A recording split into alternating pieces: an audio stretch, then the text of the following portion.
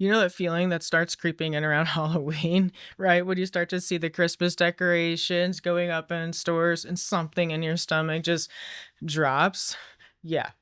So that knot gets tighter every day as we get closer to Thanksgiving and then Christmas and then New Year's, right? The dread builds and you know what's coming next, right? You're going to be stuck in a room with people who love you but they don't see you. Or worse, people who've hurt you, who still hurt you, or who you're supposed to smile at over mashed potatoes and pretend that everything is fine. I'm talking about the loneliness of being surrounded by people, the exhaustion of performing normal when your nervous system is screaming. The shame of knowing you should be grateful, you should feel connected, you should enjoy this, but you don't.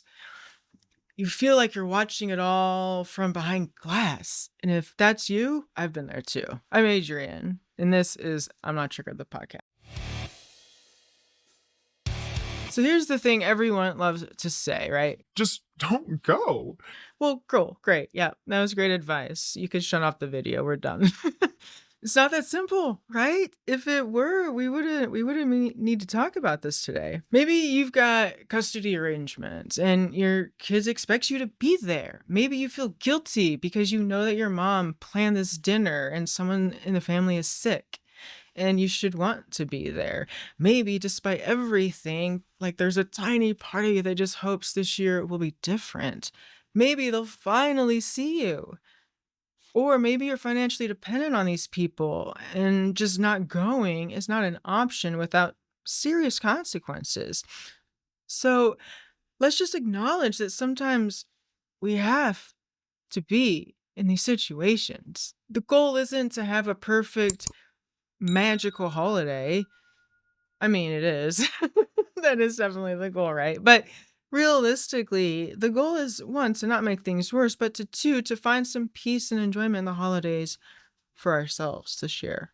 To get through it without doing something that we'll regret, like relapsing or blowing up at the whole family or saying things that we can't take back, doing things that are not good for us. So first up is the tip skill. The tip skill is like we run to the bathroom, we splash cold water on our face. T is for temperature.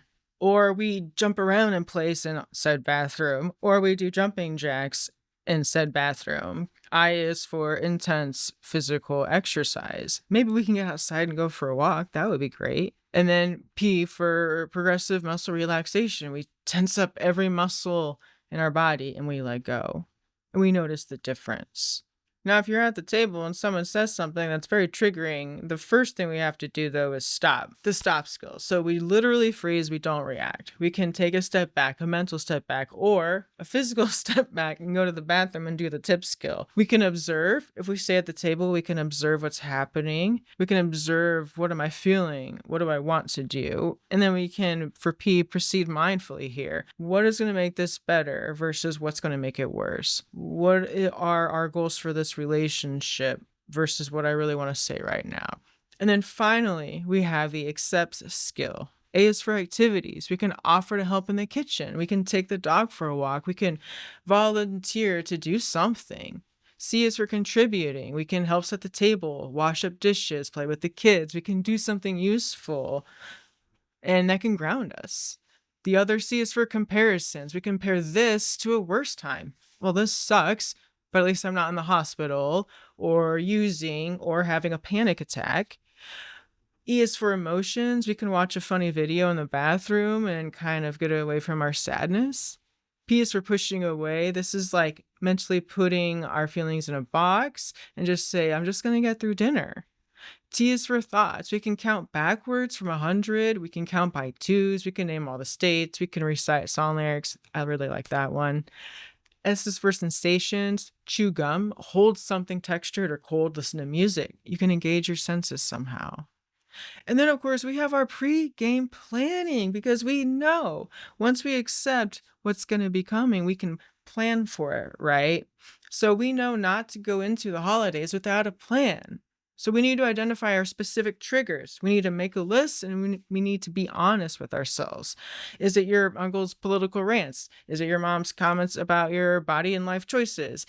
Or is it questions about why you're single or when you're going to have kids or what you're doing with your life? Is it trigger someone drinking? Is it someone bringing up the past? Is it being ignored in general, right? Write down these triggers because you can't prepare for a threat that you can't name. And now we can script just neutral responses. Things like, I appreciate your concern. I'm handling it. Let's talk about something else. I'd rather not discuss that.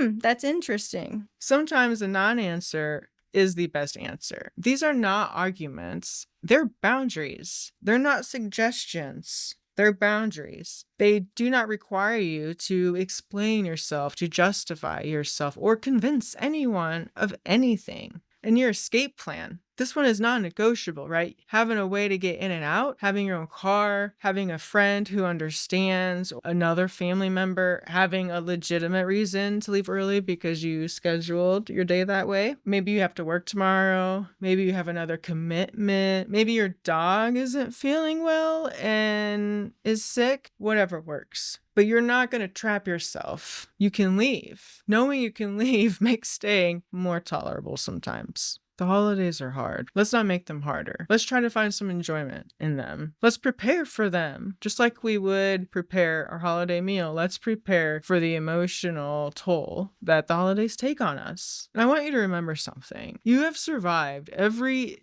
difficult day that you've ever had, every single one. So the fact that you're here watching this, trying to do better, that's proof of your strength. And the holidays don't define you.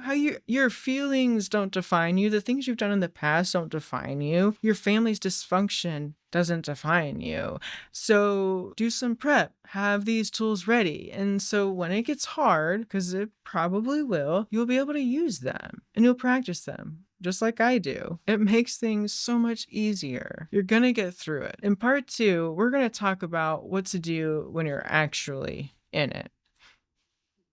When someone just said the thing that and you're trying not to lose it, right? When you're riding the wave of emotion and trying not to drown. But for now, if you want to learn more about communicating better with family over the dinner table in general, you should check out this video next. You can check out my Substack for more information and personal essays, and definitely subscribe and like the video so that the YouTube algorithm will find me. Thank you so much for watching. Till next time, take good care of yourself.